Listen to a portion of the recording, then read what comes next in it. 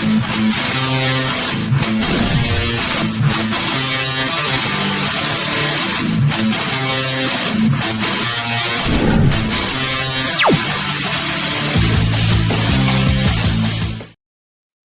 guys, welcome to Crater Mania. I'm your host, the man they call Crater, and I'd like to welcome all of you to the 500 Movies in 2025 series. This is week 18 or something like that now, I think. Um, so we're getting very close to the 200 movie mark at this point. So for this episode, this will be movies number 186 through 189, and so I got something a little special planned over the next few episodes. So normally I'll either do like one or two episodes um, per week, or even like with my Godzilla Fest series of videos that I did a few weeks ago or a couple months ago, whatever it was. I'm losing track at this point, guys. Um, this week I'm going to be doing 5 different episodes. So and in this case, 5 rounds. So this week is going to be covering my two favorite actors of all time, and that's Arnold Schwarzenegger and Sylvester Stallone. So I'm doing a Schwarzenegger versus Stallone week. It's going to be 10 movies from Schwarzenegger, 10 movies from Stallone, and basically what have done here. Say for example, this episode for round one, I went and I have my choices of the 4 movies I'm going to be talking about tonight. I have my choices between one set of Schwarzenegger versus Stallone movies, and then I have my choices for the other set. But what I did to kind of make this, fair and unbiased, I did put out there on social media over the yesterday, these 4 movies. So I just kind of told everyone on my friends list and people that follow me on social media to choose between these 2 movies and these 2 movies. So I'm going to factor in those people that did decide to participate in that with me. I'm going to take their choices and factor that into who's going to end up winning at the end of this week. So, like I said, this is gonna be 5 rounds, 5 episodes. Um, so I'm gonna, this is the first one, obviously today, and it's gonna run through Thursday, and that's when the 5th round would be, and that's when we'll tally everything up and figure out who the winner is between these two, Schwarzenegger and Stallone. Um, and I don't know if I mentioned it already, but like I said, this is for this video. This would be number 186 through 189 of the 500 movies in 2025. Um, but before I get into the actual show, I just wanted to I was looking around through all my T-shirts and stuff, and surprisingly, I don't have any T-shirts that has Schwarzenegger on it or any of his movies, and or the same thing with Stallone. So I was like, man, what the hell? Like I thought for sure of all the tons and tons of T-shirts that I have, I would at least had something from one of their movies. But obviously, apparently not. Um, so I need to change that. I do need to get me some Arnold and Sly T-shirts, man. But I went with Judas Priest tonight, so that's the closest thing I could find. I mean, and when I say closest, I feel like Judas Priest is just as badass as Arnold Schwarzenegger and Sylvester Stallone. And this shirt actually came from a concert we went to last year with my son Noah, because Judas Priest is one of his favorite metal bands right now, and we went to see them last year in I think it was in Indiana, and that was his first. That was my son Noah's first ever concert, and we're talking about maybe going to see them again later this year because in the fall they are touring again, and this time it's going to be with Alice Cooper. Now I've seen Alice Cooper already about maybe 5 or 6 times over the years. But that's another person that my son is a big fan of. He's never got to see Alice Cooper, and anybody that's a fan of Alice Cooper out there, that's a show that I recommend to everybody. His his concerts are some of the best concerts I've ever been to. That's why I've seen him multiple times. Um, and just it never gets old. I love Alice Cooper. I love Judas Priest. So them, touring together this year in the fall is going to be really cool. So hoping to go see them again. Um, and if you watched my last video, the Predator video, I talked a little bit about the convention coming up, which would be next weekend in Knoxville, Tennessee, and that's FrankenCon. And yeah, like I said in the last video, that is a show that I go to every year. This will be their fourth year, I believe, as a convention. So, like I said, I've went to every show they've done since they started. This one's going to be really fun. Joe, Bob, and Darcy's going to be back at this one because they were there a few years ago. Rhonda Shear from Up All Night's going to be there. They're going to have Dee Wallace and Danny Pintaro from Cujo, a little Cujo reunion, another little Dee Wallace reunion, also with Michael Berryman and the Heels Have Eyes mini reunion. Brian Bremer from Pumpkinhead will be there. He's there almost every year, I believe. Um, Kelly Maroney from Night of the Comet and Chopping Mall and Fast Times at Ridgemont High. Uh, is there anyone else that I'm missing? I can't think, but they do have a small. That is the thing. They do have a small guest list, but like I said in the last video, that show is one of my favorites to attend because it really has this old school feel to it. That just it's this atmosphere that really made me fall in love with horror conventions when they were kind of smaller. When I was going back to them, like 15, 16 years ago, and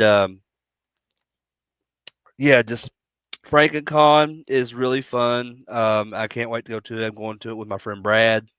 My family's gonna be staying home here. They didn't really want to go, I guess, this week. So, like, my friend Brad that goes to conventions and stuff, I'll be going with him. So, we'll have a good time. And that's the way it was last year too. Like me and Brad went last year. My family didn't go with me last year either, but yeah, just like I said, it's so small. Like there's they have a lot of great vendors. They have a few guests here and there, but just overall, like it's such a fun time. Good conversations are always to be had at FrankenCon with a lot of friends that I see there that I only get to see at conventions. Um, so yeah, I'm super excited for that. And then, like I also mentioned on the last video, 2 days after FrankenCon next weekend. So next week it'll be next Saturday when I'm going, and then 2 days later on Monday, May the 12th, I'll be heading to Louisville, Kentucky for Monday Night Raw with my wife and my brother-in-law and my nephew. Um, my son and my other nephew decided they're going to stay home with their grandmother. So they're not wrestling fans. I've tried getting my son Noah into wrestling, but you know he's just not interested, and yeah, I'm not going to force it on him. I'm going to force like you're going to watch fucking wrestling, you're going to like it or anything like that. Um, but maybe his interest will change when he gets older. Maybe he'll find a way to get into it because I know that happens with a lot of people. Like I've met people who said that they weren't really interested in wrestling as a kid, um, but when they got older, they kind of there was things about it that got them interested. But yeah, so that's what I got, ahead of me is FrankenCon, Monday Night Raw. Um, yeah, and but I guess I'll go ahead and jump into tonight's show. So getting back to the Arnold and Stallone rivalry, between these two cinematic titans of the 80s. You know, they for someone who, loves both of them, just about equally. It's so hard for me to choose who is my favorite, Arnold or Stallone, and that's why I kind of put this little project together for this week on the channel, to just kind of settle this for myself once and for all, of who I like better. But like I said, I had you guys on my social media pages and stuff, kind of like choose for uh, out of these movies which you like best. So I want to factor that in as well to see who wins this once and for all at the end of this week.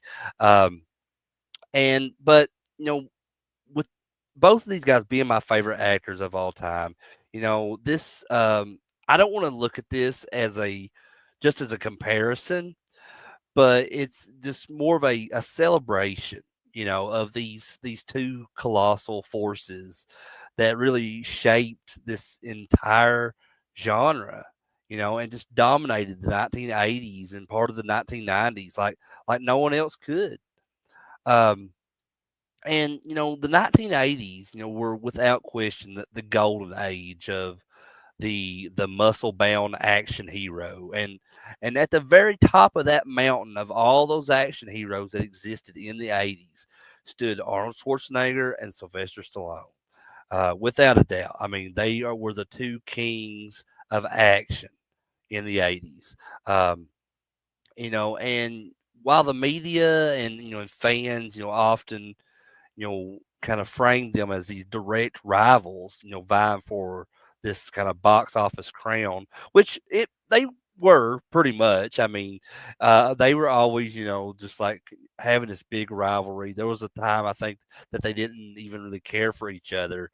Um, but the reality is that they have these contrasting styles about each of them, and just there's this incredible consistency that kind of created this this dynamic that pushed boundaries of the genre, and just gave audiences this unforgettable just era that of these larger than life heroes.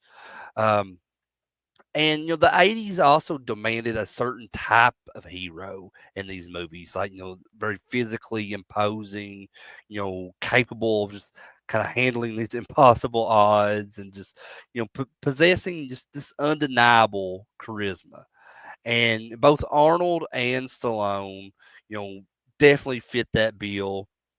Yet, they approached um they both approached it from different angles. With Arnold, you know, he kind of arrived on the scene with this background as this world champion bodybuilder. And Arnold was a just a physical, like, Greek god or something, and which is kind of ironic because the first movie I did, he did is Hercules in New York. But he was just unlike anything mainstream cinema, that had been seen at that point. And he just really had his very unique accent, for he's from Austria. And you couple that with just a knack for delivering these kind of unforgettable one-liners in all of his films, which was one of the reasons why I love him so much, because like that was something I was raised on. And like I've talked about my dad in the past, of how he kind of helped raise me on horror movies, and it's a big reason why I love horror movies so much. But my dad also loved action movies too, especially Arnold Schwarzenegger and Sylvester Stallone. So as much as I was raised on horror movies, I was raised on Arnold and Stallone movies as well. And just those one-liners from Arnold and all his movies is just one of my fondest memories of just like, like quoting those with my dad and stuff growing up. Um, but, and those one-liners really gave Arnold this kind of almost invincible and often kind of darkly comedic persona. Um, just from like the kind of that primal rage of Conan, to the that precision of the Terminator, uh, and that like leadership that you see like in Commando and Predator, and or just how relentless he is in Total Recall. Arnold embodied that unstoppable force. His characters were often like seen as like outsiders. Um, machines, or men that was pushed to their absolute physical and emotional limits. Um, but always with that kind of core of that undeniable coolness about him. You know what I mean? Um, and his films were often kind of spectacles of this pure, unadulterated action. just focusing on high concepts and jaw dropping, set pieces and just it's just really cool. And and I really like before I get into the the aspects of Stallone, I just wanted to mention that um if you're asking why I didn't include like the Conan films and the Terminator films and Predator and all that, well, I just felt like because those films are such in high regard, I felt like that those should not be included in this week. Plus, also, I mean, I've already reviewed the Conan films and a couple of the Terminator films, and I did Predator last week. Um, so and I'm also, the Rocky and the Rambo films are not included in this week either. So I just left all those out on purpose and just kind of did these kind of like almost standalone films that Arnold and Stallone did instead of including all those, hugely popular franchise films that they did. Plus, I'm saving the Rocky and Rambo films for another thing that I'm doing later in the year. So just keep an eye out for that if you're a fan of those films.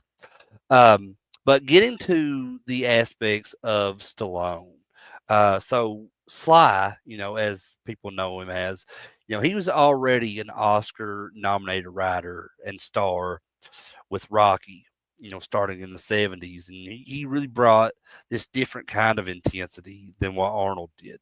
Um, while he was physically powerful, he could really transform himself dramatically in these roles that he had. Um, and his characters often felt more human than what some of Arnold's characters did, and I'll get into that a little bit when we start talking about some of these movies. Um, but do you know what I mean? It felt more realistic, like down to earth characters that Stallone was playing. And that there are roles like that Arnold played as well, and later in his career. But just early on in Stallone's career, you know, um, he was not considered just an action star, but he was also this star of these really elaborate dramas as well. Um, and it's good to see um, these characters that he would play that were kind of pushed beyond these human limits. Like Rocky Balboa was the ultimate underdog with heart, and John Rambo was this like haunted veteran, this walking weapon born of trauma and neglect from society. And then you talk about some of the films like that I'm going to be covering this week, like Cobra and Tango and Cash. Those films showcased, his ability to play these tough, street smart cops, or these operatives, whatever you want to call him. Um, and Stallone's those heroes that he played, they often carried this kind of visual, like emotional weight. And even amidst kind of explosions and violence and all that, he also brought this kind of significant writing influence to many of his iconic roles too. Just kind of shaping their dialogue and internal struggles and all that.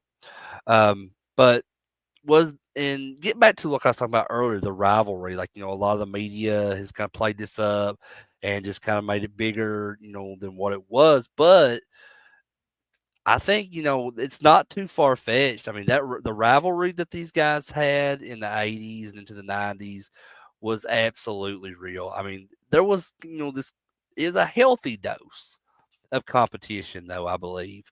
The kind of like they were doing these public jabs against one another, and just it's constant measuring of these like box office grosses, comparisons. Um, just like I said, they were just the kings of that same jungle, and everyone wanted to see, who reigned supreme.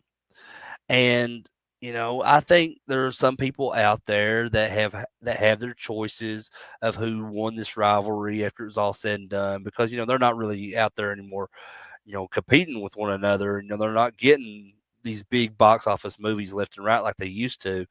Um, But, and so there's people out there who have come up with their, ultimate winner of this rivalry of who they like better. But the thing is, that's always been the problem with me, is because where I love both of these guys equally in their own different ways, because they have such a very different style from one another of how they act and how they portray these characters on screen, and it's just as equally entertaining to me with both of them. Um, and and like I said, I've never done this before. I've never kind of sit down and like look at all of these movies, um, and just kind of decide, who is the ultimate winner in my eyes.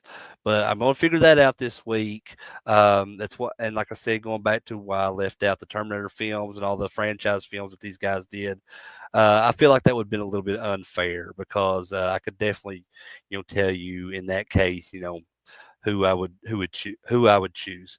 But out of these films, this is something that's it's definitely going to be interesting this week. Um, and and getting back to the whole box office battle thing, every major film release that these guys did, was a head-to-head matchup. You know, Rambo: First Blood Part Two versus Commando, Rocky Four versus Raw Deal. Later Total Recall versus Rocky Five. That's in the early '90s. Um, they just constantly pushed each other to deliver these bigger and louder and more spectacular films. And while not always confirmed, there's these stories that circulated, about them vying for the same parts, adding fuel to the fire. Like I know there was a story one time about how Arnold told Stallone that he was going to do "Stop or My Mom Will Shoot," but then he apparently made this story up saying that he couldn't do it. But when he was never even offered the role, apparently, I don't believe. So Stallone went for that role and Stop or My Mom Will Shoot, and that ended up being like a huge flop for Stallone. And Stallone has went on record many times saying that that movie was what kind of destroyed his career. But yeah, there's just a whole story about how like that Arnold set him up for that and as a joke. But I don't know if there's any truth to that. I mean, like I said, there's a lot of stories that have just circulated over the years between these two and their rivalry. And you know, but getting back to what I was like, talking about their careers, both of these guys, they really cultivated these distinct public images about themselves. Like Arnold, he was very charming and witty and just kind of this seemingly invincible machine. And then you have Stallone, who is this very intense, dedicated craftsman and performer. Um, but recognizing that you love both the highlights, the beauty of this dynamic, that they weren't carbon copies or anything. They occupied very different spaces within the action genre, offering these audiences, just variations on the theme of the lone hero. And Arnold provided just that effortless, power and that coolness about him, and Stallone, offered that very intense struggle and just raw emotion from him. They were just complementary, titans of the action genre. Not just competing ones, but yeah, complementary for sure. Um, and as the '90s, came and went, their careers evolved over time. Sometimes intersecting with attempts at comedy or more dramatic roles, which a lot of dramatic roles were done by Stallone for sure. But just that whole perceived rivalry, softened over time. Eventually blossomed this kind of genuine friendship between those two and a mutual respect. Um, and and seeing them finally share the screen in the Expendable series was just so special to me. Um, I'm I'm honestly was a little let down with a couple of those movies of the Expendables series. I felt like they, with everybody that was involved in those movies, they could have been so much more. But but it was just cool finally seeing Arnold and Stallone together, in that series, and then that would end up leading them to do this kind of two-man team up thing in this movie called The Escape Plan. And it was just incredibly satisfying, for fans like myself, who had watched them just dominate separately, for decades.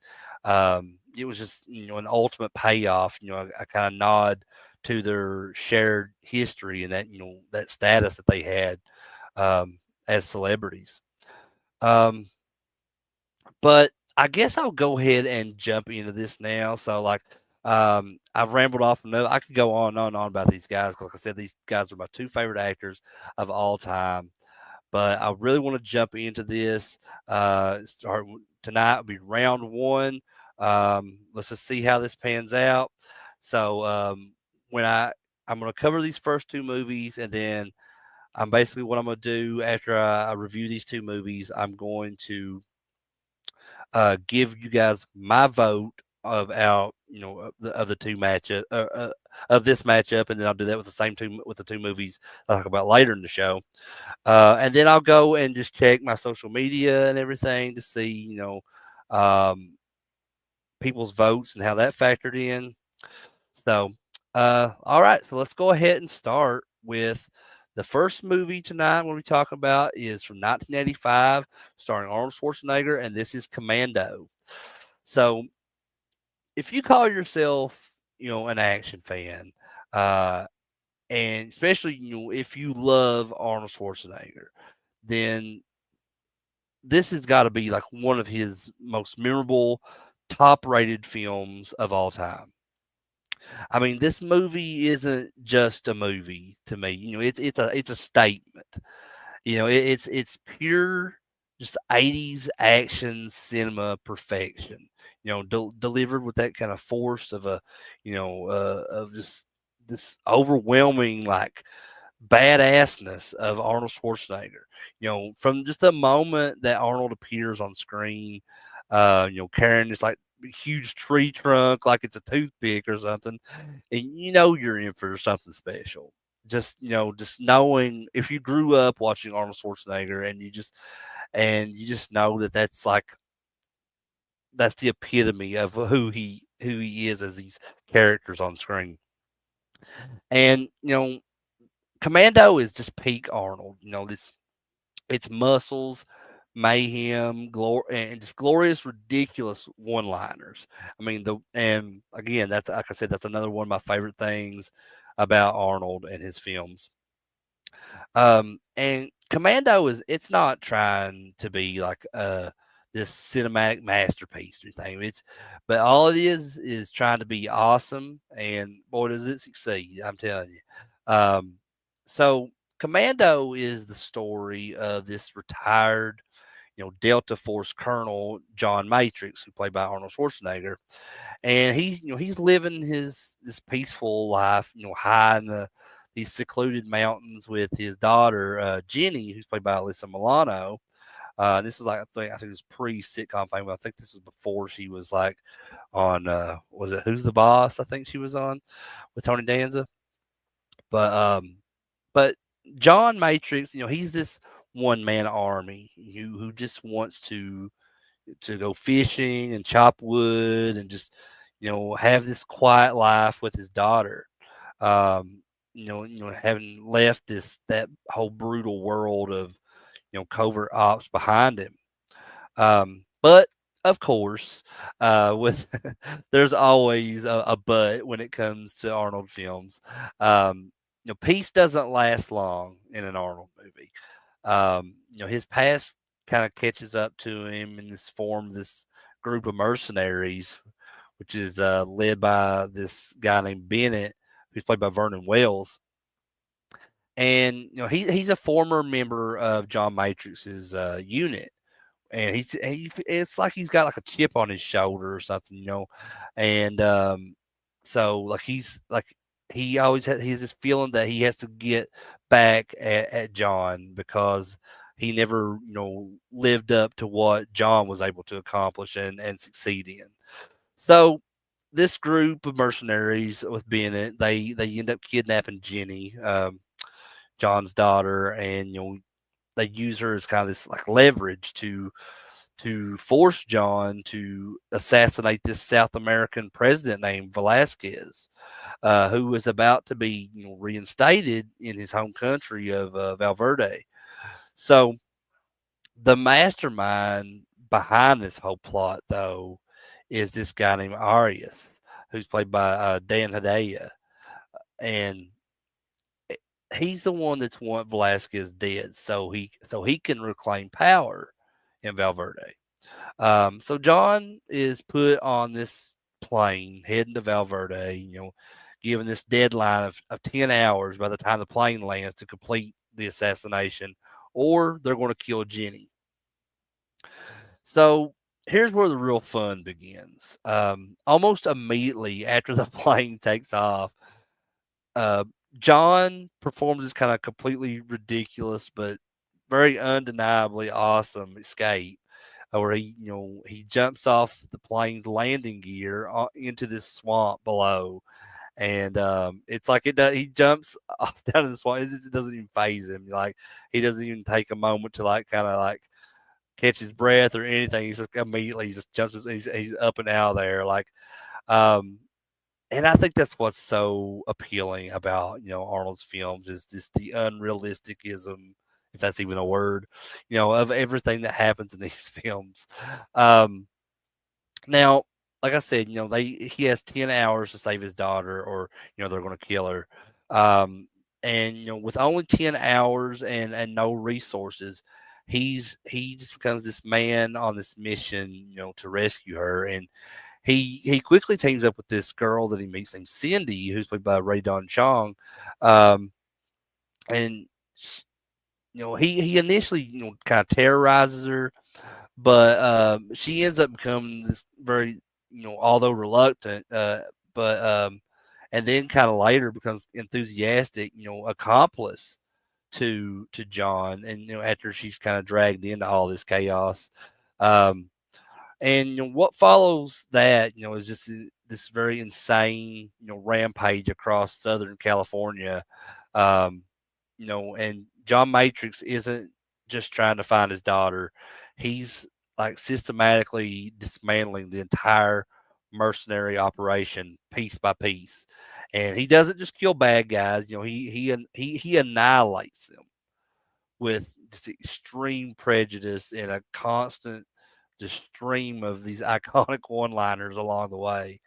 Um, so we see him, acquire like all this whole arsenal of weapons and all that, and he tracks down, you know, these guys just with a use this brutal efficiency.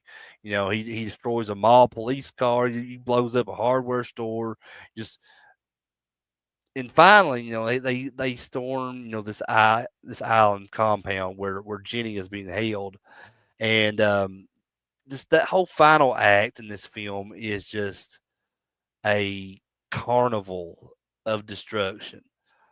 John Matrix single handedly takes on an army of soldiers. So, that whole trend that's going around right now on the internet, like 100 men versus one gorilla. Well, I don't know. I don't know about that. I don't know who would win in that scenario, but I tell you, John Matrix versus 100 men. John Matrix is going to win every time. And that shows in Commando. I'm not kidding. When it gets to that scene at the end, when he storms that compound, I mean, he is taking on an entire army by himself. I mean, he's just bashing them with knives, guns, grenades, saw blades, and that scene with the saw blade is fucking amazing. I love it. And it's just all of it is done with this kind of sheer brute force, and and it all culminates in this very epic, like incredibly violent showdown with Bennett, and who's he ends up getting I don't know if I want to give it away or not. If you guys haven't seen Commando, I'm about to give away a spoiler, so you may just want to like just go off screen for or something for a second. But there is the when he has the showdown with Bennett, there is he like sticks his pipe through him, and he has this line one liner that he says, "You finally let off some steam" or something like that. So I don't know what. There's just something incredibly badass about that. It's just it's all fueled by this pure rage from the John Matrix character. So yeah, the plot is simple, but I think that's its strength, you know? It's it's just a perfect setup for Arnold to do what he does best, and that's be this unstoppable force of nature, protecting the innocent and just punishing the wicked with this extreme prejudice about it. And just the premise is just an excuse, I think, for that glorious, like over the top action that people love so much about his films. Um, and the director of this movie was Mark Lester. And Mark Lester is this director who is known primarily for action and genre films, and often with kind of like a gritty or an exploitation edge to them. Um, particularly from the 1980s and the 90s. And while not as like universally recognized as some of his action directing contemporaries, he's responsible for several you know memorable films in the genre. So like before Commando, he did Class of 1984, which is a excellent exploitation film. I love that movie, and I'll eventually get around to talk about it here on the channel. But just to tell you a little bit about that film, so Class of 1984 was about is like this film about this high school music teacher who was just kind of dealing with these punk kids there at the school that they're part of like a gang, and they're incredibly violent students. And the movie also features a very young Michael J. Fox as well, but like that whole film just showcased, Mark Lester's ability to blend social commentary with these kind of tough, memorable sequences. Um, and he also did Firestarter, the Stephen King adaptation with Drew Barrymore, which I love that movie. And funny enough, I had not seen Firestarter till about a year or two ago. Um, like, I always knew about it, and my wife watched it all the time when she was a kid, she said, and she just watched it, and she was shocked to find out that I had never seen it. And I absolutely love that. That's got probably one of my favorite Stephen King adaptation films there is now. I mean, the ending of Firestarter is is crazy. It's just insane. Um, but after Commando, Lester he continued making action flicks, like he did Showdown in Little Tokyo with Dolph Lundgren and Brandon Lee. But of all the films he did, his style in Commando is exactly what the movie needed. He keeps that pace very relentless throughout the whole film, just focusing squarely on the action and crucially lets just Arnold be Arnold. You know what I mean? And he understands that the star's physique, charisma and delivery are the main events for everyone here that's watching. And he stages just the action to kind of highlight all of these strengths. And the camera work in this film is so like functional and clear, and just allows the audience to see every punch, explosion, ridiculous kill. Um, and speaking of that, like there's so many things in this that are so just unintentionally funny. Like when Arnold kills the one guy by dropping him off the cliff, and then they like do this. They show this shot of just the body falling down the cliff, but obviously it's like a stunt dummy or whatever. But it just looks so funny how it's shot, and that's one of my favorite parts of the movie. Um, but just like it doesn't overcomplicate things. You know what I mean? Like all the camera work in the film. Um, Mark Lester, he just delivers the goods here. For this kind of high octane spectacle that is Commando. Um, and even though this movie might not have won any Oscars or anything, um, I still think its legacy is undeniable, especially within the action genre and Arnold's career. Um, if the Terminator, gave Arnold his iconic "I'll be back," then Commando is the film that cemented him as the absolute champion of that whole post-kill one-liner. Um, and that would continue in all of his other films as well, because I think that's what made Arnold so unique. Um, And this movie is just a relentless barrage of those corny and hilarious and unforgettable one-liners that are just delivered, with Arnold's kind of signature deadpan or intense delivery. Like I said earlier, that the whole let off some steam, Bennett, or whatever he says that after he kills Bennett with the pipe, and Sully, who he dropped off the cliff, and then he's like, he said, you're a funny guy, Sully. I should kill you last. And he says that earlier in the film, and then like when he's getting ready to kill him, drop him off the cliff, Sully reminds him like, you said you would kill you last, and then Arnold's like, I lied. And he like drops him immediately off the cliff. Um, or like when the one guy that when they get on the plane at the beginning, and then like he just like kind of snaps the guy's neck, and then he takes a pillow and lays it behind his head as he's like kind of leaned over in the corner in the seat in the plane, and Arnold tells the flight attendant, he's like, "Don't disturb my friend. He's dead tired."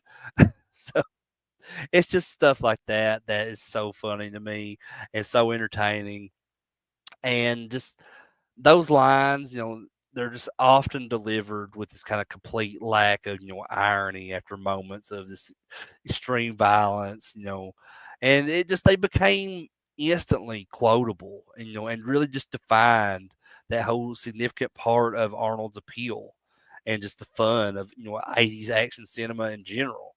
Um, and just the movie Commando, I think it perfected that one man army type of subgenre too. Like, like I said earlier in that ending scene where Arnold's going through the compound and he's like by himself, but he's fighting like an entire army, like 100 guys or whatever. Um, it's just that became this kind of like standard in a lot of action films in the 80s. Same thing with like Chuck Norris's action films. And that's kind of like where all those like Chuck Norris memes and jokes came from in like the past uh, decade or so. Um, but within Commando, John Matrix isn't just skilled. He's just practically invincible, it seems. He takes on just hundreds of these like trained mercenaries single handedly and barely gets a scratch. I think the first time that he kind of like gets attacked back is when he's has the fight with Bennett at the end of the movie. Um, but this that really set like a high bar for this kind of sheer scale of destruction and just the hero's kind of near superhuman capabilities.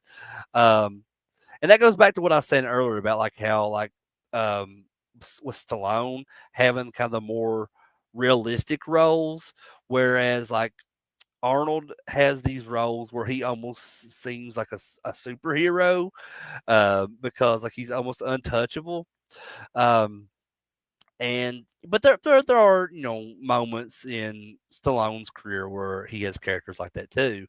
Um, but just those kind of near superhuman capabilities that that is shown in Commando with the John Matrix character, um, that would be replicated and I think parodied in other forms of media for years, and it kind of distilled that like the action hero down to his its most elemental form, which is the force of nature against these kind of insurmountable odds.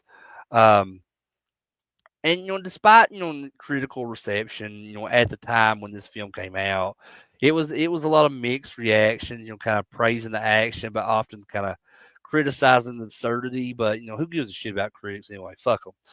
But Commando has just endured, as this very beloved cult classic, especially for me.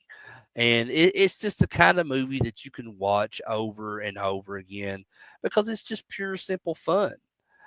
And just the over the top violence, the cheesy dialogue, Arnold's performance in particular, it all adds up to this kind of incredibly entertaining experience that doesn't require much thinking, and just you're just enjoying the ride, and it really holds that special place in my heart, and other hearts of action fans, you know, precisely because of that, that that high excess and lack of pretense, if that makes sense. But you know, this movie really solidified Arnold's just star power, I think, because it came shortly after the Terminator, just a year prior. Terminator had come out, and Terminator was a huge success, um, but not yet like the box office behemoth that the franchise would end up becoming, after T2 Judgment Day came out and all that.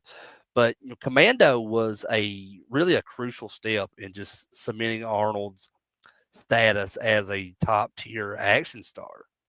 Um, it proved that he could, carry a this blockbuster style action vehicle almost entirely on his shoulders and his charisma, and he just delivered the physical goods, so to speak, and he connected with all of these audiences, through that just sheer personality and just these memorable moments, and it showed that he wasn't just a sci-fi icon at that point, but he could dominate all these very contemporary action settings too.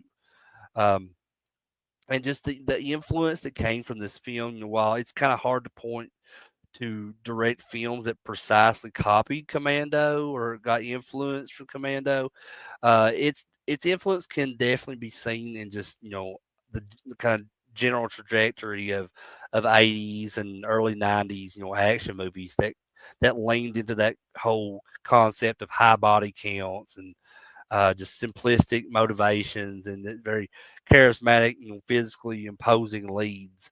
Um, it contributed to that whole era's defining characteristics of explosive, high octane, less realistic action cinema that really prioritized spectacle and hero power above all else. Um, it also demonstrated just the box office power of just kind of putting together this this massive star with this very straightforward violent premise. Um, but and sorry, I love these guys so much, both Arnold and Stallone. I just kind of ramble on. I could go on all about this all night probably, but. Just to wrap this up, in conclusion, Commando is far more than just a B action movie, I think. Um, it feels like a time capsule, of that 80s action cinema at its most enjoyable and ridiculous. And it's a masterclass in that whole action hero charisma, you know, cur- courtesy of Arnold Schwarzenegger. And just it's really a source, I think, of some of the most iconic one-liners that's been ever delivered in any of Arnold's films. Um, it's definitely a vital piece of Arnold's filmography, for sure, and just pure fun ride from start to finish. It might be silly at times, but damn it, it's effective. It's a must watch, I think, for any serious Arnold fan. Now, before I move on, well, first of all, I should say go watch Commando. If you've never seen Commando, definitely go and watch it as soon as possible. It's a movie that I just grew up, loving so much, and just um, a lot of that's thanks to my dad and my brother, and just their love for those films as well. And it just kind of defined a lot of my childhood. This film, especially. Um, but before I move on now, there was something I almost forgot that I did save. I wanted to show you guys because today is May the 4th. And if you're a Star Wars fan, this is also known as Star Wars Day because May the 4th, May the 4th be with you. Um, so I was looking around earlier on Instagram and I saw this video that someone posted and I was like, wow, that's very fitting, for what I'm doing tonight on the channel. So I thought I would save this video and show it to you guys real quick because it kind of relates to both May the 4th, a Star Wars Day, and Arnold. So let me go ahead and pull this up for you guys. You're a damaged goods lady. Fuck you. Holding her is dangerous. Word of this gets out, it could generate sympathy for the rebellion in the Senate. She'll give away our position any chance she gets. She's your baggage. You fall behind and you're on your own. We're going to play a wonderful game called Who is My Daddy and What Does He Do? To be or not to be? Not to be. That this boy is the offspring of Anakin Skywalker. Come on, don't bullshit me. Now, you give me the names of the drug suppliers and distributors, and I'll tell the judge what a nice cooperative killer you are. One of us is in deep trouble. We lack discipline. It's time now to turn this mush into muscles. You're a fucking choir boy instead of me. A choir boy. Stop being such a pussy.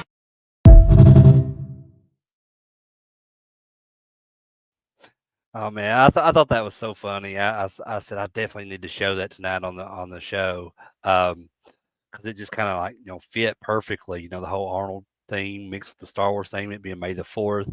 And when I was putting together the schedule of doing the movies, like I completely forgot about the opportunity that I had to do the Star Wars movie to talk about the Star Wars movies during May the 4th.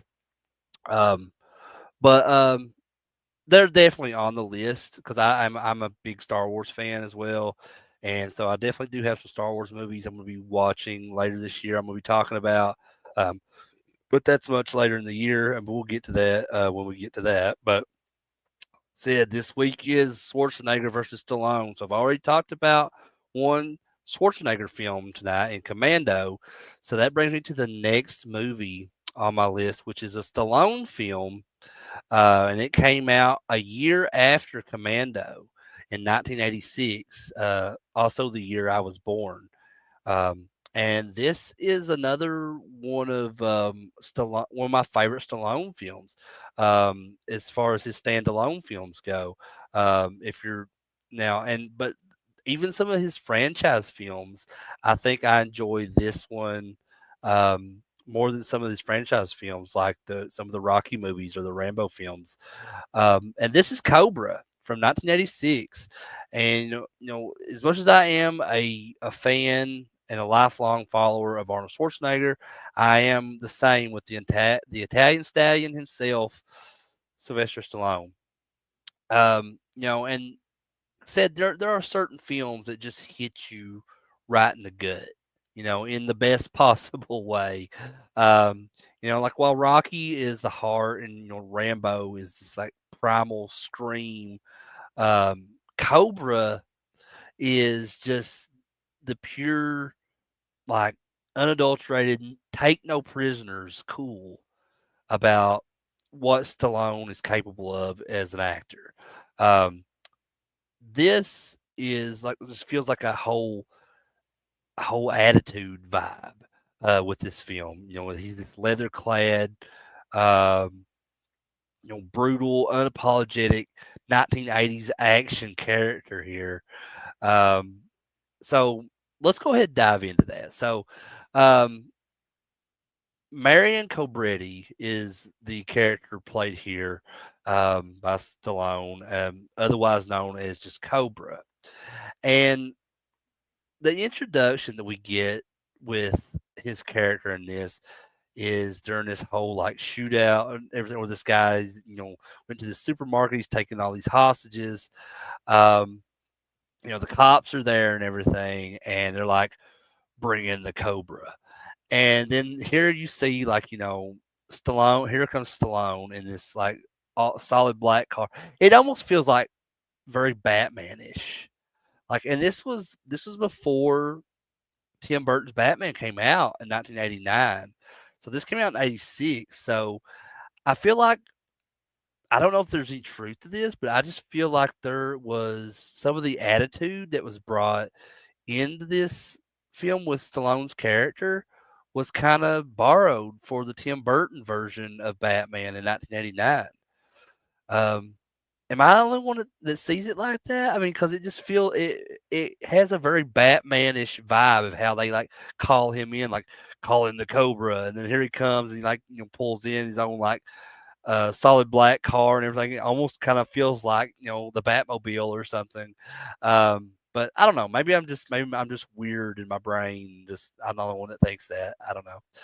But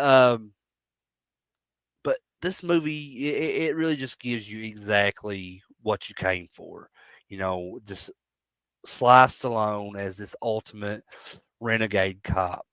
Um, and like I said, with that whole grocery store standoff in the beginning, from the second that he walks into that whole situation, with his matchstick, in the corner of his mouth, you know who this guy is. He's the last resort. He's the one that nobody else can handle. He's the antidote to the crime that's going on at the time. Just delivered, with this kind of extreme prejudice about him. Um, and what makes it work for a fan, it's just the persona, magnified by 10. Stallone he feels very magnetic here. What I mean by that, like every line, every action sequence, every glare behind these like iconic Ray-Ban glasses that he's wearing. It's just classic Stallone, man. He just really he imbues that character of Cobra with this very quiet, almost simmering rage about him, and just this kind of unwavering sense of justice. Even if his methods are kind of unconventional, like blowing stuff up, shooting first, second, and third, or whatever. The just the action in this is is the heart of this film. And it's that glorious '80s mayhem that everybody loves. Like the car chase scene is legendary in this.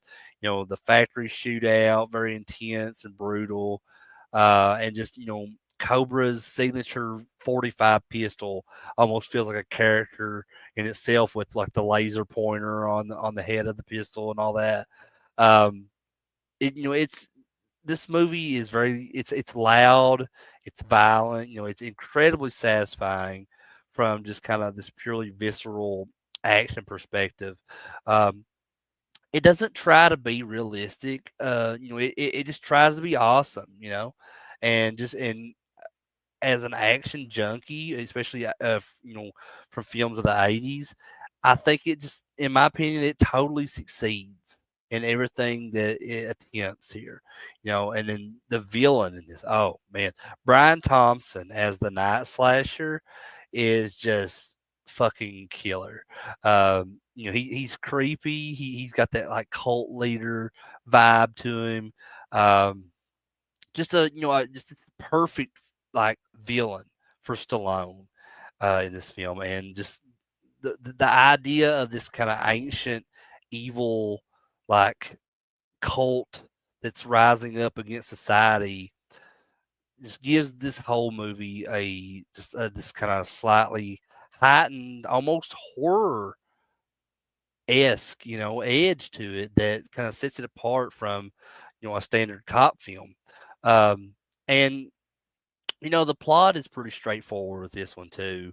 Like, protect the witness, hunt the bad guys.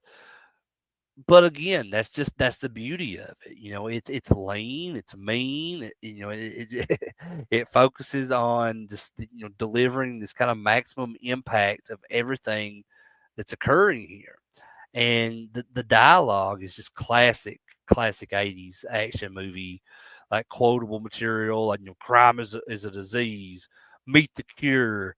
I mean, and again, these like one liners is what appeals to me so much with these, and what made me fall in love with these movies.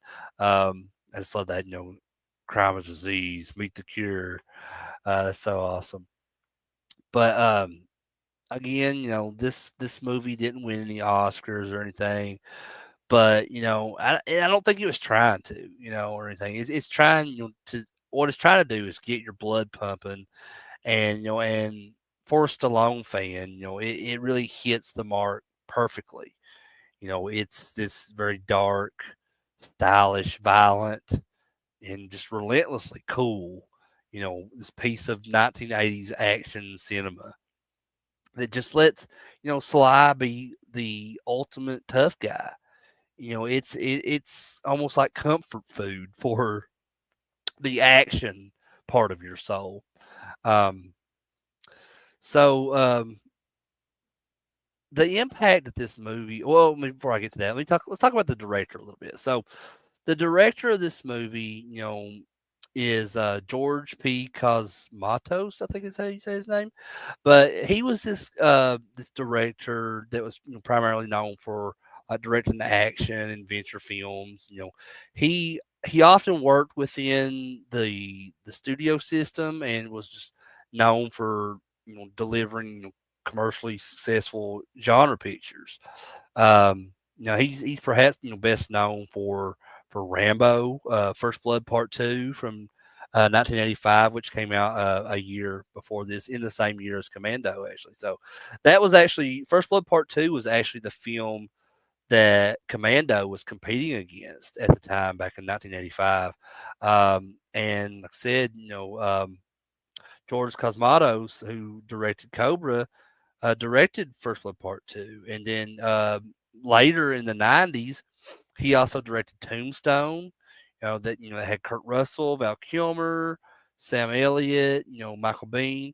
Uh, Fantastic, one of the probably the best Western movies ever made.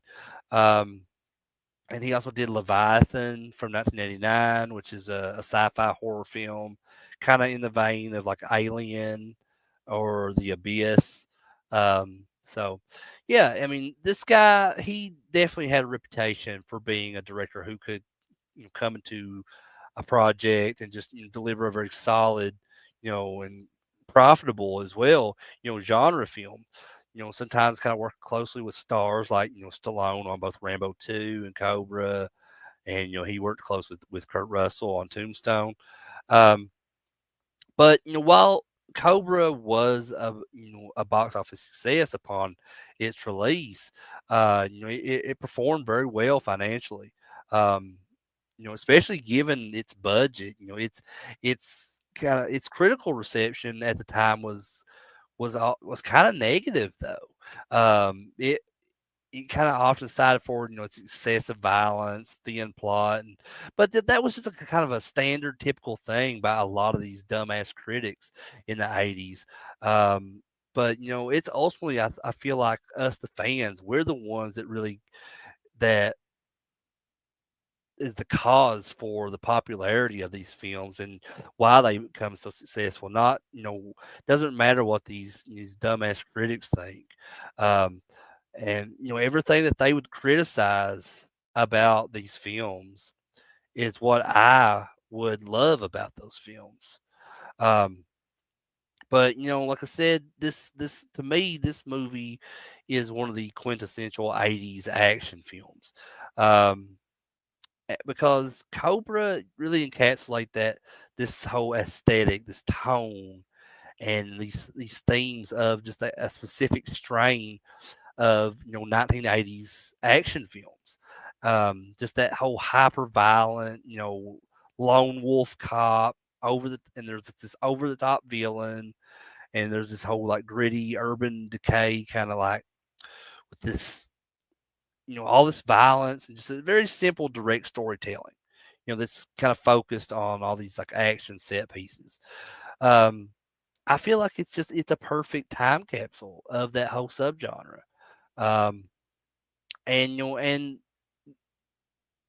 going back to like the critic thing, like despite all of that, I think you know Cobra really developed this kind of cult following amongst action fans, including myself, and just and Sylvester Stallone enthusiasts as well. I mean, it's this film I think is appreciated for its commitment to that premise and those iconic moments, and just Stallone's embodiment of being really cool here, this cool tough hero. It's often I think revisited and celebrated by a lot of fans, including myself, just for that whole B movie charm and just you know it's awesome.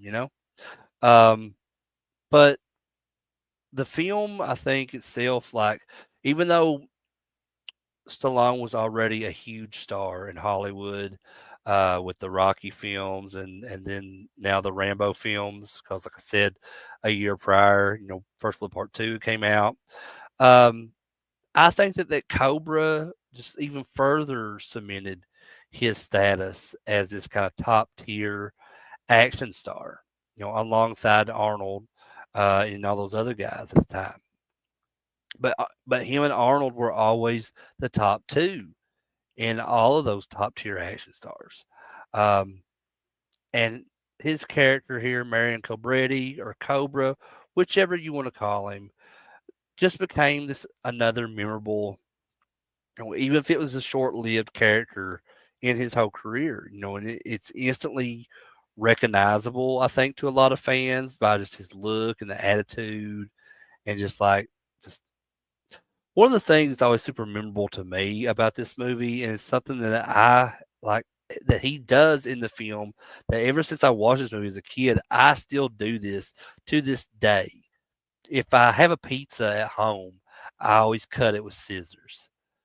And that was the first time I ever seen anybody do that when I was a kid. Was when he takes out the piece of pizza and he like cuts it with a pair of scissors. And I've done that ever since. Like, that's been a thing, like, for, like, maybe 30 some years now. I've done that. Every time I have a pizza, I cut it with scissors. So, I have this movie to thank for that. Um, but just the character in this, that he plays, it just really it showed that it showcased his ability to kind of command, the screen is very purely physical role. And yeah, just to me, it's just as memorable as the Rocky character or the John Rambo character. But that's my opinion, and no one else's. So it is what it is. But just and I mentioned the whole lone wolf like theme thing here too, like the whole lone wolf cop theme that they have going with it. This movie didn't like invent that archetype or anything, but it just really kind of served as a high profile example of that like loose cannon cop who gets results when the system fails. And I think that this theme ended up becoming hugely popular in the 80s and the 90s. And but Cobra, I think, is definitely one of the most extreme and memorable iterations of that theme.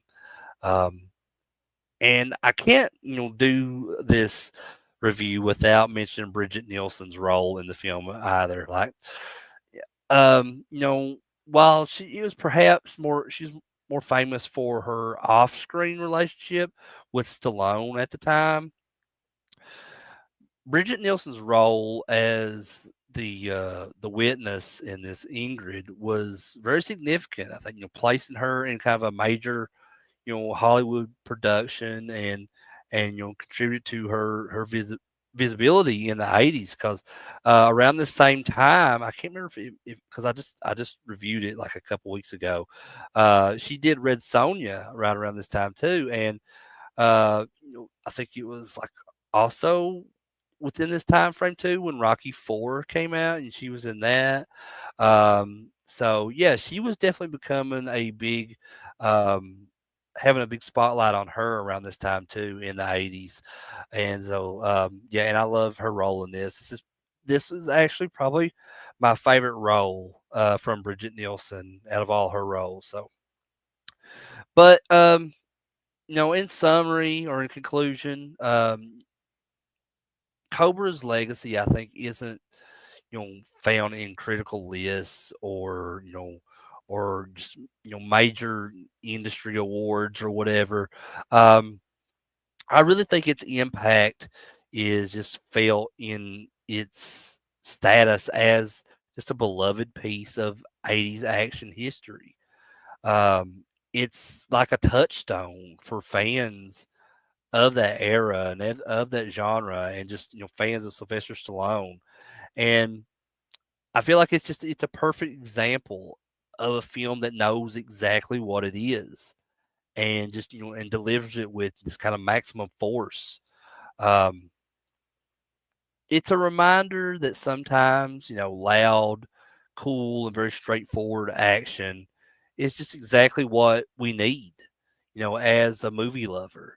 Um, and yeah, this is definitely one that will go down in you know record books as far as one of the greatest '80s action films of all time.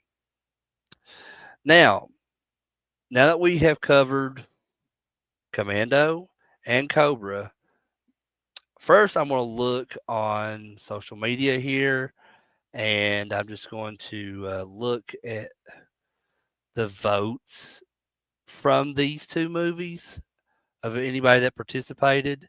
So give me just a moment to do that, guys. We'll pull that post up.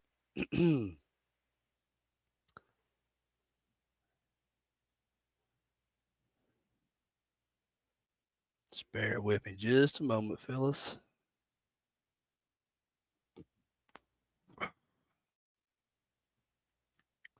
All right. So looks like not too many people participated on this one. Hopefully they'll maybe get some more people over the next few rounds I do for this week. It looks like between Cobra and Commando, I got here's a vote for Commando. Here's a vote for Cobra. Here's a vote for Cobra. And here's a vote for Commando. So looks like I'm going to be the tiebreaker on this one. So out of these two, we got two votes from other people other than me for Commando and two votes for Cobra. Out of when it comes to Cobra and when it comes to Commando, even though I love both of these films, you know, for completely different reasons, um, I have to say that Commando, out of these two, Commando would probably be my favorite out of the two and the one that I enjoy a lot more. Um, and even though both movies have their one-liners, Commando just has a whole plethora of one-liners throughout that film, which just makes it even more enjoyable for me. So yeah, when it comes to Commando, it comes to Cobra. Commando has got the win in my opinion. So that's one for Arnold and zero for Stallone so far. So my friend Brandon's in here tonight. Says I haven't watched either movie in so long that I can't remember which one I think is better. Seems like both. Yeah, they're both very fucking cool. Um, I love the like I said. I put them both as some of the top action films of all time. Um, or at least in the '80s for sure.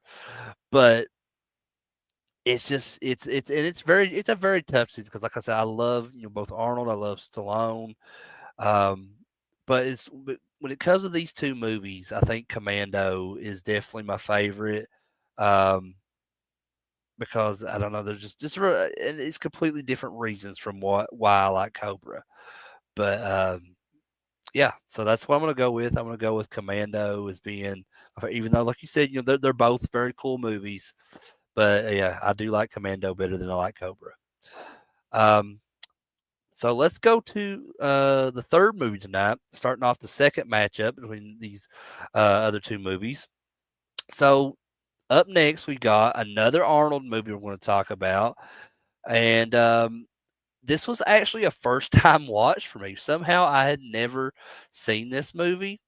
Um, I always remember seeing like the VHS of it at the video store, and just I've just seen the poster of it many times, and um, I don't know like why I never watched this one, but I finally watched this one, and I really do like this one a lot. I mean, this is Raw Deal from 1986, so this was came out the same year as Stallone's Cobra, so they were kind of competing with one another with these two movies. Um, and as a fan of Arnold, just every entry, in his filmography is amazing to me. I mean, I'm such a fan of that guy. I mean, he's one of like my bucket list people. Both him and Stallone are like bucket list people I would love to meet. I mean, I probably won't ever get to meet them. Um, but I mean, man, I can't imagine if I did though. Like I would mark the fuck out. Like I would be such a fanboy in that moment if I met Arnold and Stallone. And I have a friend named Jeremy that I talk about sometimes here on the show that and I watched one of his movies that he made back during the Easter WrestleMania week. I did so he did the movie um, Easter Sunday, and he also worked on like this Nightmare on Elm Street documentary called Fred Heads. But Jeremy is a huge Arnold fan, a huge Stallone fan, and that was one of the like initial things that me and him ever kind of bonded over and became friends over was our love for Arnold and Stallone. And he's met both of those guys, I think, on multiple occasions now. Like I remember years ago, like there was this kind of like suit and tie banquet thing over in the UK that Stallone was a part of. And Jeremy and his mom went all the way to the UK for that banquet, and they got to meet Stallone there and get a picture with him and all this. So cool, like so cool that he's got to um, have those experiences. And I would love to have those experiences. Maybe one day. I don't know. Well, I guess we'll just have to wait and see. Um, but like I said, I love every entry of those guys, both Arnold and Stallone and just in their filmographies. Um, and this movie, Raw Deal from 1986, um, I even though this is my first time watch, I have not really heard a whole lot of people like talk when they talk about Arnold films. I don't really hear this one get mentioned a whole lot. And it doesn't, get as much fan service from people like, the Terminator films or Predator or Commando or, or whatever. But let me tell you, this movie is solid as hell. I mean, it's just it's another film I think is a perfect example of just that ultimate Arnold goodness from the 80s. And I think this one definitely deserves way more love than what it actually gets.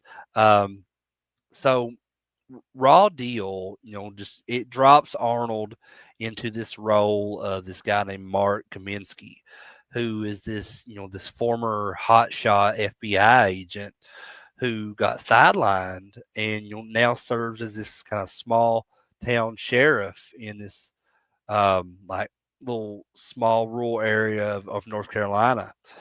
So why did he get that demotion? Well, he story was that he got a little too rough handling this suspect, which is classic Arnold.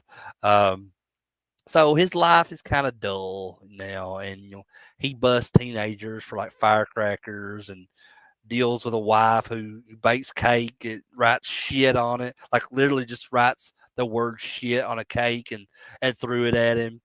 Um, and just it's a detail about this film I think that really pays off beautifully later in the film, by the way. Um, but Kaminsky's quiet life is is shattered pretty much when his former colleague and friend, um, which is the FBI chief Harry Shannon, who's played by Darren McGavin here, who's an absolute legend in film. He was the old man in A Christmas Story. He's Billy Madison's dad in the movie Billy Madison. Just tons of stuff. Love Darren McGavin. Um, and just um, so he calls up Kaminsky, with this kind of desperate plea, and and Shannon's son was killed by this kind of ruthless Chicago like mob boss named Luigi Petrovita. So Shannon wants revenge on Luigi, but he can't go after the mob without drawing suspicion to the FBI. So his solution is to send Kaminsky, who is kind of publicly fired, and off the books, and he even fakes his own death just to go undercover to infiltrate Luigi's organization and just tear it down from the inside. So Kaminsky, he sheds that whole like sheriff persona and uniform and everything, and he adopts this alias after he fakes his death. He adopts this alias as Joseph Brenner, and so he heads to Chicago, and he muscles his way into the mob's like lower ranks, quickly proving that he's not just another hood or whatever. He's brutally efficient in this, takes no nonsense, and just his sheer like physical presence really makes him stand out like a sore thumb, just and he starts kind of playing, these different mob factions against each other, and just kind of navigating these alliances, double crosses, and just trying to maintain his cover, while gathering evidence, and let's be honest, dishing out justice in the only way that he knows, the Arnold way. Um, but the plot really involves like all these classic B movie themes, like the rival mobsters, um, this like these very suspicious lieutenants. Play the one guy Max, who's played by Robert Davi. I love Robert Davi in this, and as in the Goonies and everything else he's in, Maniac Cop movies. And then he's got kind of like this kind of like femme fatale / love interest, who may or may not be trustworthy, um, who's played by Catherine Harold in this, and just a whole lot of other like wise guys getting seriously messed up. It all builds towards this very climatic showdown where Kaminsky has his cover blown, and he goes like full blown like one man army mode against this um this entire outfit, this entire like gang of like that's working with the mob. So, and one of the coolest like scenes is like when they're at the gravel pit, and he's just like driving around the gravel pit, and before he starts to kind of take on this whole gang of people up in the towers that are shooting at him and off the mountains and everything. Um, yeah, he takes this cassette tape, sticks it in, and starts playing the Rolling Stones. I think it's Satisfaction. Is I can't get no satisfaction. But yeah, I think that's so that was so super cool to me. And I'm not even a big Rolling Stones fan or anything, but I just thought that scene, how everything that played into that is super fun, super cool. And it just really shows that kind of it showcases, how awesome Arnold could be in his prime.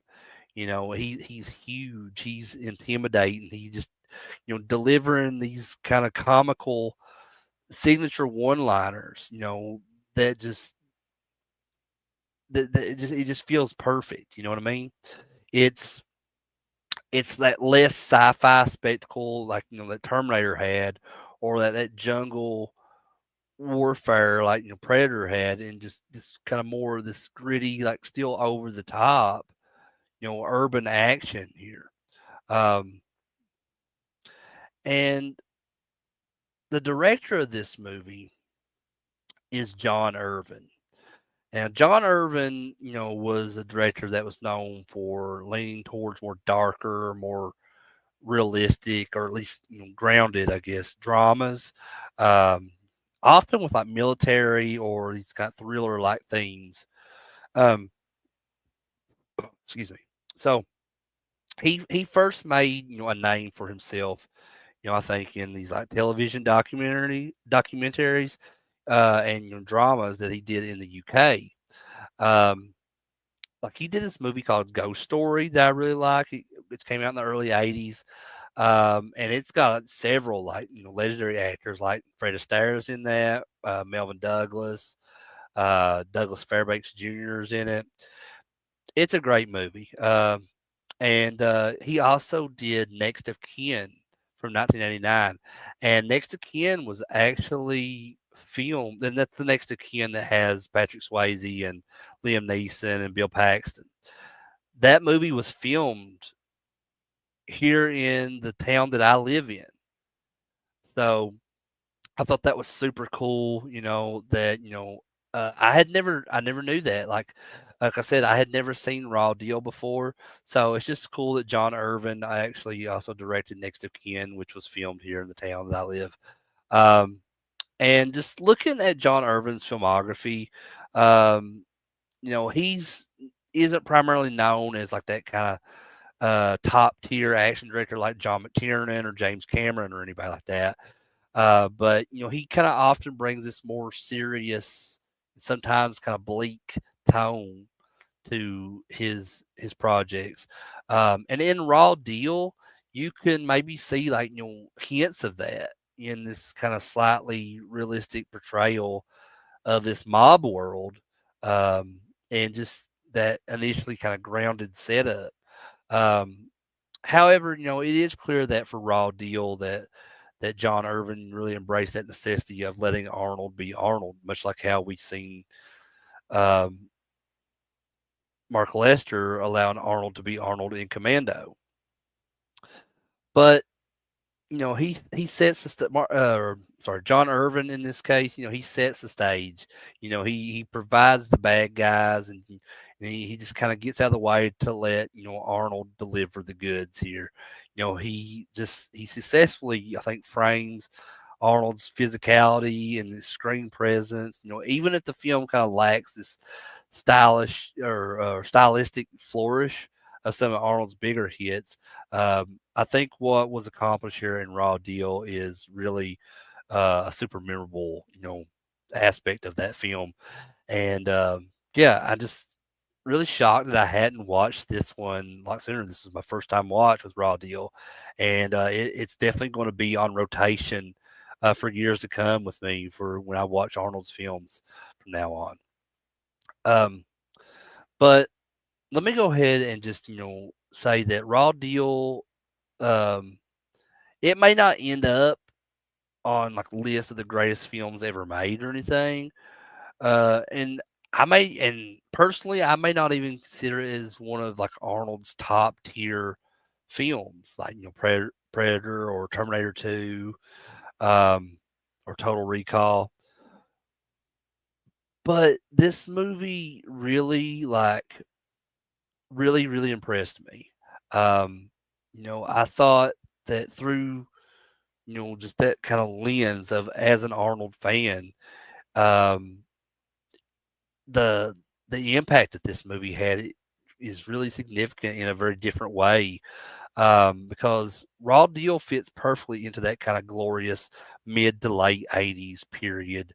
When Arnold was transitioning from Conan and Terminator to just kind of this undeniable action superstar.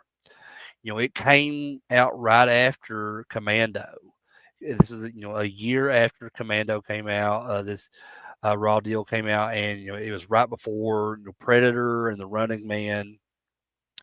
And it just proves that Arnold could carry this kind of slightly different kind of action film, this urban crime thriller, just as effectively as sci-fi or that jungle warfare. It really solidified his presence in you know in just a crowded, really action movie landscape for that era.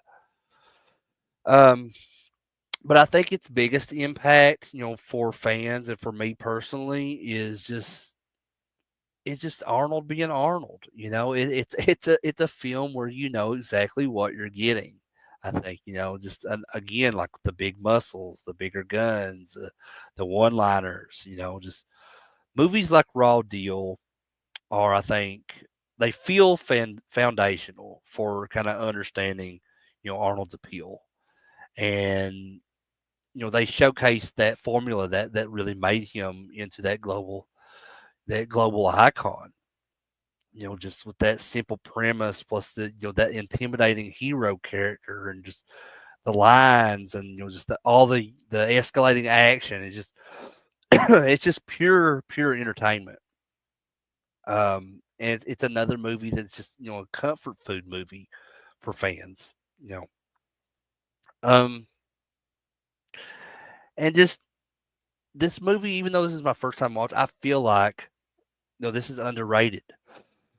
Excuse me. So, the reason I say that is because it might not be as good as Terminator or the Terminator 2 or Predator or some of those other films that I've mentioned. But man, this I appreciate the hell out of this movie just being so straightforward and just its commitment to all those classic action movie themes and it just feels like this is a movie. Like I said, this is one I'm definitely going to have on rotation for years to come when I watch Arnold's films, because in the midst of watching this, I already tell that this was going to be rewatchable. And it's just a movie that I think that I could recommend to someone um, who also gets that Arnold appeal, that may have not seen this movie before as well. Um, and you know, it just like I said, it feels very underrated to me. Um, and just I guess in conclusion, Raw Deals, isn't necessarily about groundbreaking cinema or anything like that, or any kind of like massive culture shift or anything.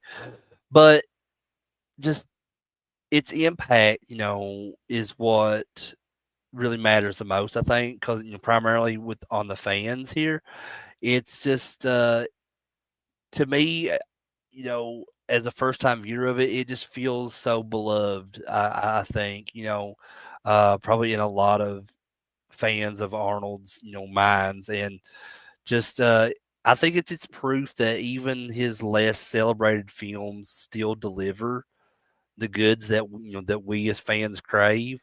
Just Arnold owning the screen, kicking ass, and just leaving a trail of defeated bad guys. And just these memorable one-liners, in his wake.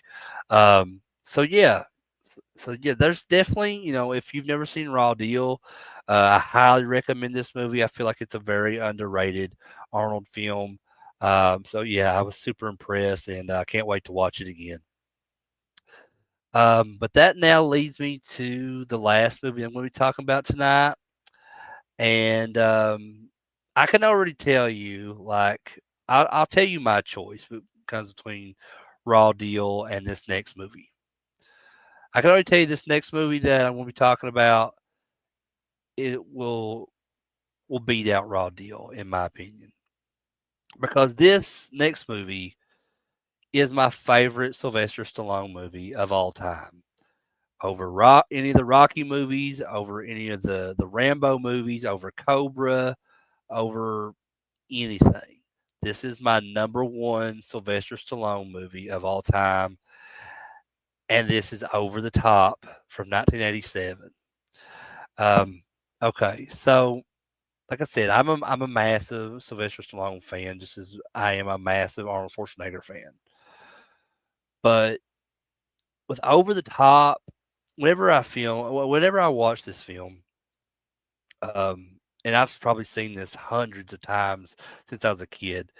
It's always a treat to me. It's one of those movies, that might not get the same critical praise as Rocky or First Blood or some of the other Stallone's films, but I feel like this is just an absolute underrated gem of a movie. Like I said, it's my number one Stallone film of all time, and I just have a lot of good memories with this movie growing up. And this to me, this isn't just some cheesy '80s movie about arm wrestling, which I get that's one of the main premises of this movie, but it's just a quintessential Stallone film. I think that perfectly blends, the man's signature like underdog spirit that he has in his films with this kind of genuinely heartfelt story about second chances and this bond between a father and son. And this was a movie that I loved watching with my dad as a kid, and I loved watching it with my brother. Um, and someday I want to show it to my own son and see how he thinks about it. I don't know if my son's a little bit different when it comes to movies, so he may not be too interested in this, but you never know. Like there's a lot of films that I didn't care for as a kid, but when I got older, my opinions kind of changed on things. Uh, so hopefully I can get him to watch this one day and see what he thinks about it. But like, yeah, just as a kid, personally for me, like I loved growing up watching this film with my dad, my brother, and I had friends I watched this with as well. Just we all love this movie because it's really this movie's got a lot of grit. It's got heart. It's got Stallone doing what he does best, which is fighting against these impossible odds. Both physical and emotional. And just from the first frame of the film, you're kind of pulled into this world of Lincoln Hawk, who's played by Sylvester Stallone here. And he's just really just quiet, very gruff, ultimately a very decent man who just makes his living, crisscrossing the country in this old beat up, work truck. And he's got, the look down pat, the worn out denim, the just that intense gaze about him, um, and just that that iconic trucker hat. He has pulled real low until he flips a switch in his brain. He turns around that cap. That's when all hell breaks loose. But we'll get to that. But Stallone embodies this character with a very grounded weariness that really feels authentic. I think, this guy has a past, and the film slowly peels back, those layers. So the core of the story kicks in when Lincoln Hawk is tasked with picking up his estranged 10-year-old son Michael from military school. And Michael has been raised in this world of where he's very privileged, by his wealthy and very controlling grandfather, Jason Cutler, and who is played, perfectly, I think, with arrogance by Robert Loggia. So Michael initially resents his dad, Lincoln Hawk. Seeing him as a failure who abandoned his mother, um, years ago, and this. But as the mom explains, he's like he had good reason or something. They never go into what that reason was, um, but we're just led to believe that that Lincoln Hawk is this very decent human being. It's really stand up guy.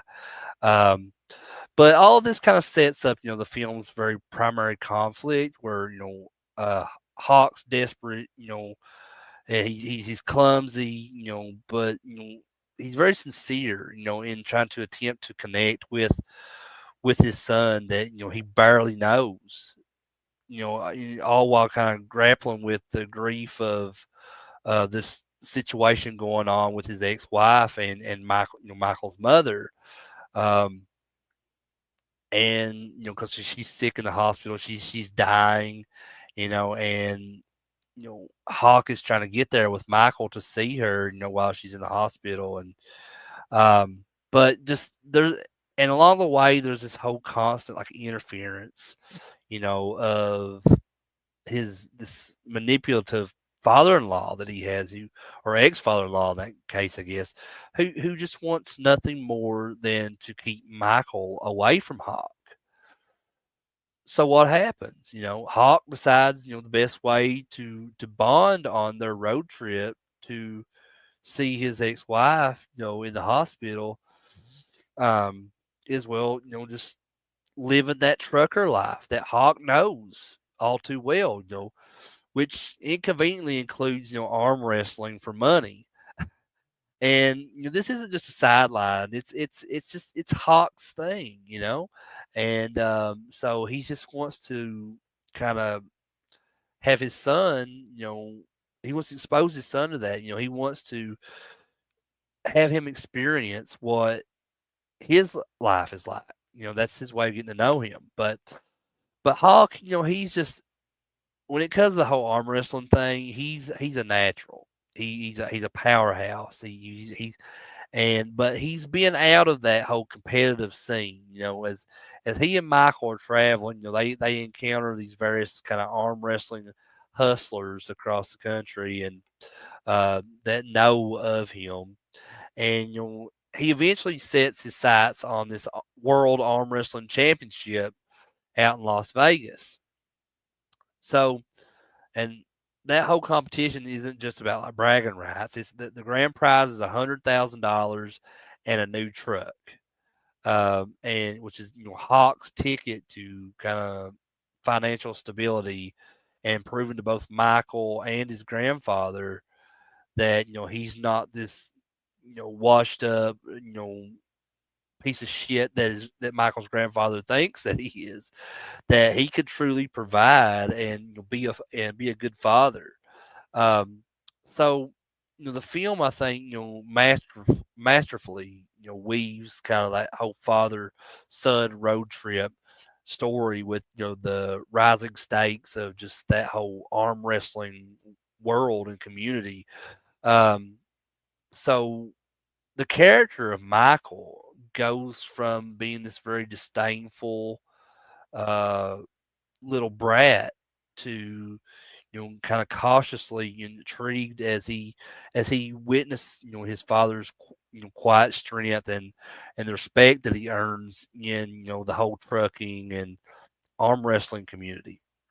So those moments where Michael kind of starts to kind of let his guard down, egging his dad on in his matches, or seeing this very kind of genuine, um, even though they're kind of awkward attempts that Hawk tries to make to connect with Michael, they're to me that's incredibly moving, and it's classic Stallone. You know what I mean? Like the just that seemingly invincible exterior hiding this very vulnerable man trying to do right.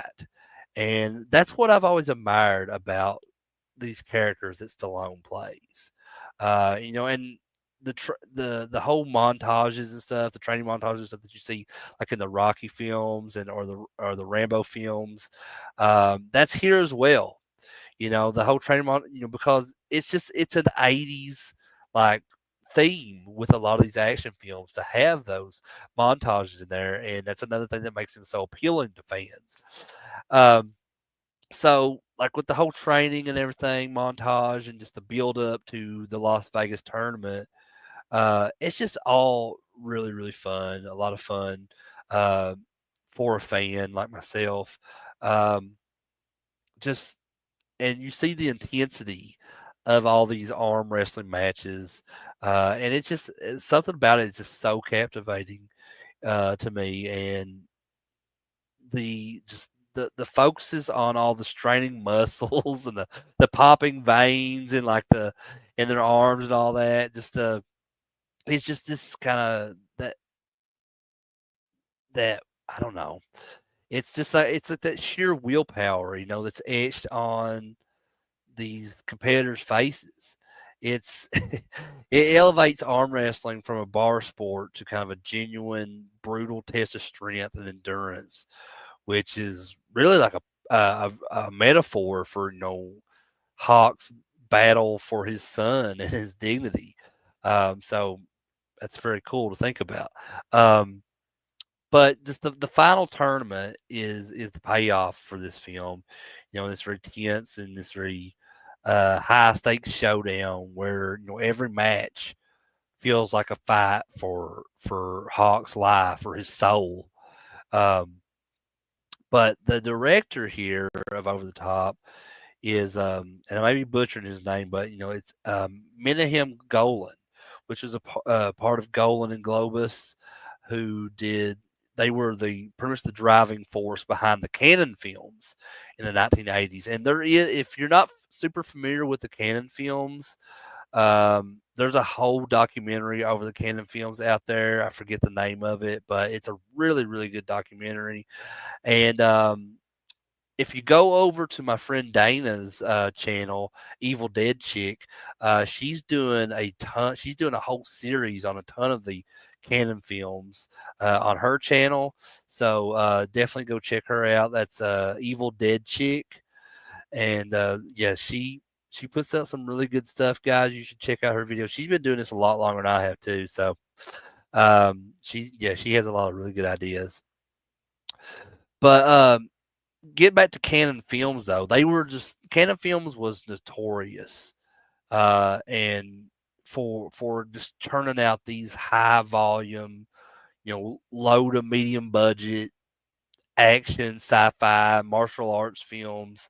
And they're all so many of them are beloved by B movie fans, including myself. Um, and just they were they were known for all these uh, for relying on heavily on all these like genre themes and just kind of the often featuring a lot of aging stars or these rising action heroes.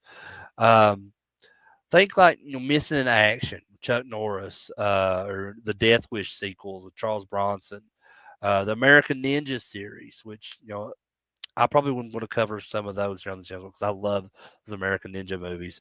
Um, Breaking, Breaking 2, Electric Boogaloo, Masters of the Universe with Dolph Lundgren. Just the list goes on. So, Canon Films was very, very popular in the 80s. And Menahem Golan himself, directed numerous of those Canon features. His style was typically like straightforward, functional and focused on delivering the genre elements without much fuss or this kind of artistic pretension.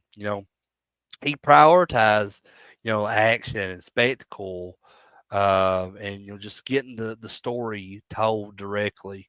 Um, and again, back to those dumbass critics, often kind of pan Canon films for their perceived exploitation or low quality.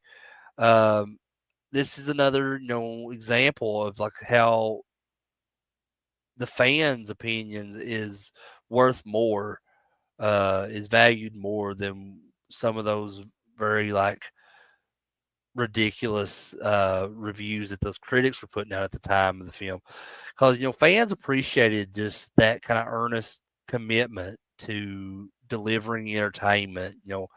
Just often with memorable and sometimes cheesy results.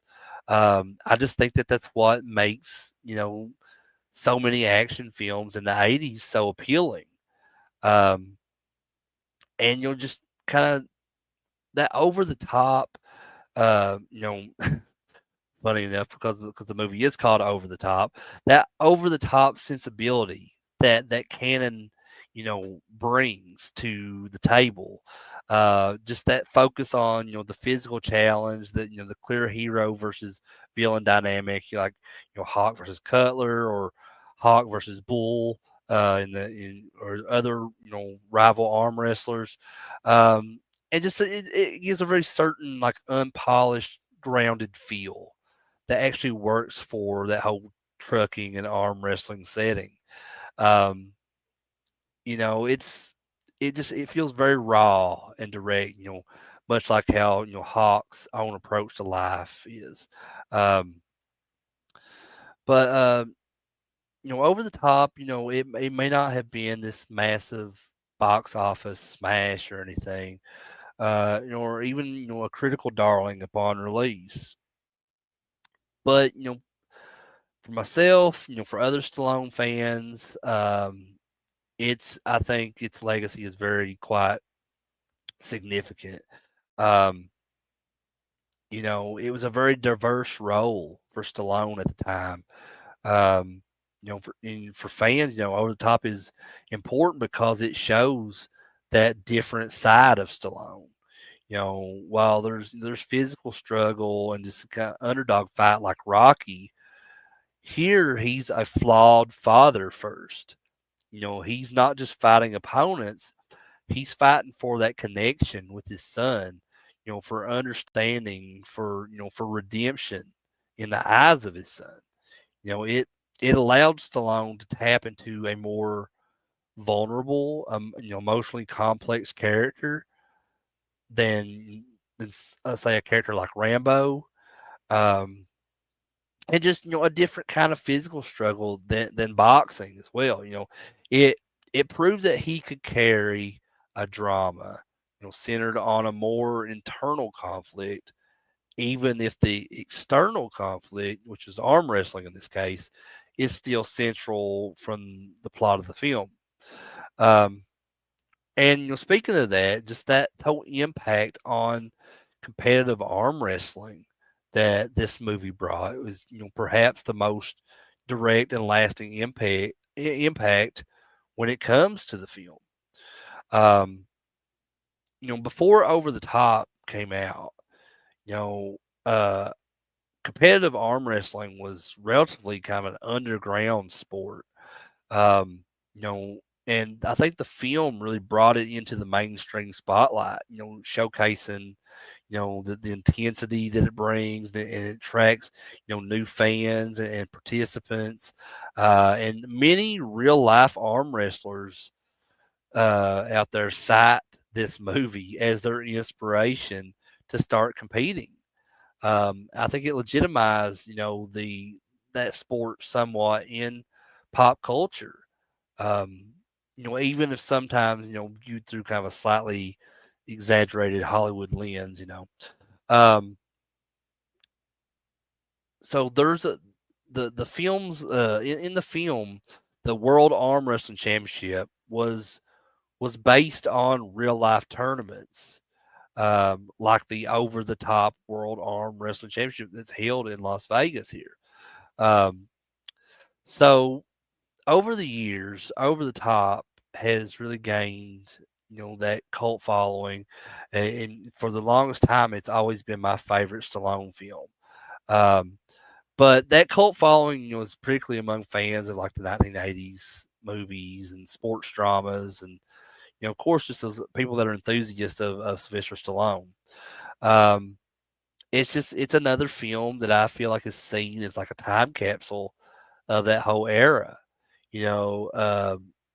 And the soundtrack really plays heavy into that too, and featured songs from like Bon Jovi and Sammy Hagar and Kenny Loggins, which all of those were huge at the time in the 80s. Um, and just you know the whole straightforward storytelling in this is just it's and just it instantly makes it rewatchable, I think, in my opinion. And just it's also quotable too, like the Michael says something in the film like, my dad is an arm wrestler, some people say it's not a sport. um so like it's so funny to see like the development of Michael's character throughout this too. Like as he goes from like not knowing anything about his father, was sheltered, from his father, was always, made to believe that his father hated him, to going to admire his dad, finding things about him that's inspirational to himself. And he's showing interest in this thing that his dad is into. So that is super cool to me. Uh, and just, of course, I mentioned it earlier, but just the whole iconic hat flip when, Hawk goes in and he turns on the switch that he talks about. Because well, it's funny because they're doing like these kind of like one-on-one interviews in that whole montage during the tournament in the film. And Hawk is talking about that, how like when he like turns his hat backwards, it's like he turns into a machine or something like that. I think is what he says. Um, so yeah, and that was something that was always so iconic. Growing up watching this film, and me and my brother or my friends or whoever, we would always be talking about that and just how he would kind of like do the thing with his hand when he gets like that grip when they're arm wrestling. Um, just I love this movie so much. Um, but getting back to that whole like father son narrative, while there are parts of the plot that are kind of contrived, the whole core father son story really resonates with not only me but a ton of other fans of this movie. Um, just that the struggle of a distant parent trying to reconnect, the resentment, from this child, that eventual like kind of thawing of that relationship is really like a timeless theme, in my opinion. For for many, it's that it's the emotional anchor that really makes that this film work as good as it does. Just beyond the whole arm wrestling thing. Um, and just for a lot of fans, this movie is just is a solid entry. Uh, in the whole filmography of Sylvester Stallone. As I've stated, many times already, this is my favorite Stallone film because it just shows his willingness to try different kinds of these physical challenges and these emotional arcs as a character, and while it, it may not ever reach that legendary status, amongst fans as like Rocky or, the Rambo films.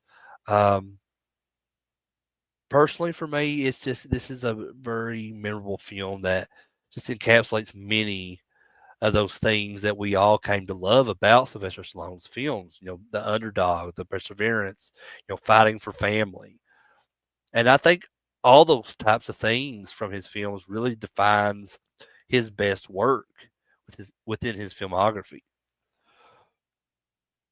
But I guess in conclusion, as a Stallone fan, um, Over the Top is more to me than just a movie about grown men flipping their hats backwards, locking arms.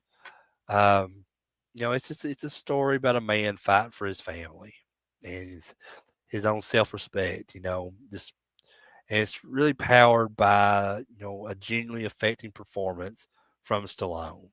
Um, just a very unique sports backdrop and just that undeniable 80s energy. Um, and Canon Films just gave us this gritty, no nonsense film for Stallone to just explore all these different themes, and I think its legacy lives on in that world of arm wrestling and just the hearts of fans who know that sometimes you just got to turn that hat around. You just got to flip that switch. You just got to do it. And it's something that Hawk talks to Michael about in the film. It's like if you want something, you go for it. You do it. You don't wait around and let somebody else take that opportunity. And that's a very good life lesson because it's so pure and it's just earnest, that underdog goodness, and I love it. So when it comes to these two movies, Raw Deal and Over the Top is 100% my choice between the two. And that may be biased because it's where I've loved the movie since I was a kid. and Raw Deal is still very new to me. My first time watch. So, but I still overall, I mean, I think I'm gonna go with Over the Top every time, just because I love this movie so much. It's so special to me. But I will go ahead and look at some of the other people's choices here that did the voting. So I got here's another vote for Over the Top. So that's two for Over the Top. Here's another Over the Top. There's another Over the Top. And okay, so it looks like Over the Top uh, unanimously that is the vote for between these two. Um, and that's not discrediting, Raw Deal in any way. Raw Deal is still a absolutely amazing film that I enjoyed so much watching. Like I said, I can't wait to watch it again in my rotation of watching uh, Schwarzenegger films. But Over the Top is just on its own level. I think it's such a great film, and will always be my favorite Stallone film. So that leaves the score tied now with Commando winning between Commando and Cobra, and Over the Top winning between it and Raw Deal. So the score now, as far as at the end of round one, is Schwarzenegger won, Stallone won. So this week is going to be very interesting.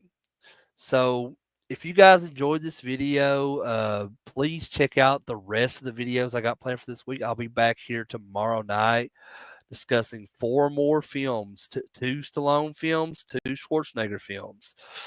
So yeah, this it's gonna be the rest of this week is gonna be very interesting to see how this all turns out. So we're tied up. It's even right now, guys, and I guess that's it for tonight for me. I really enjoyed doing this. I've been waiting to do this for a while now because, like I said, these two guys are my favorite actors of all time.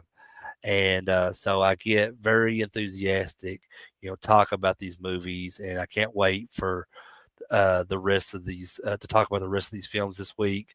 And I hope you guys will join me for all those. If not, if you can't join live, you can always check out those videos on the replay later.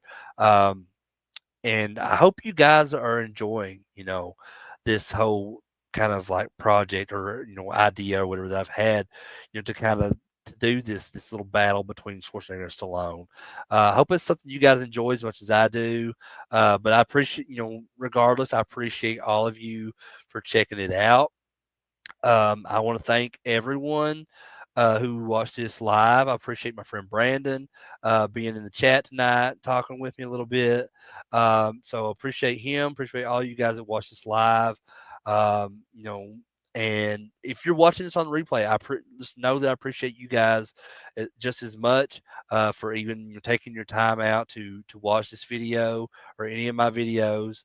But drop me a comment below on what your favorite Arnold film is, what your favorite Stallone film is.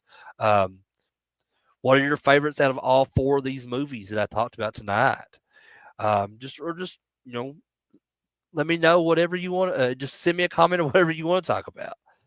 Oh, yeah, thanks, Brandon. Yeah, I was talking about that earlier at the beginning of the show. Like, I don't have an Arnold shirt. I don't have a Stallone shirt anywhere. Um, so I said, well, I'll just find something just as equally badass, and I'll put a Judas Priest shirt on. Yeah, so yeah, Brandon's a big Judas Priest fan as well. So yeah, that's always a big topic between me and him in our conversations.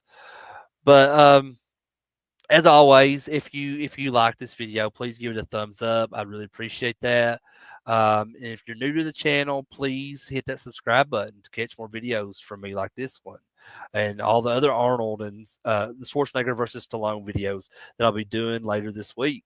So I'll see you guys tomorrow night where we'll be covering four more, and then I'll be doing that every day and ending on the last round on Thursday. So, yeah, click that bell if you haven't already for any kind of future notifications when those videos come, and we'll be live here on the channel. But with all that said, I'm Crater. This is Crater Mania. I love you guys. Have a good night.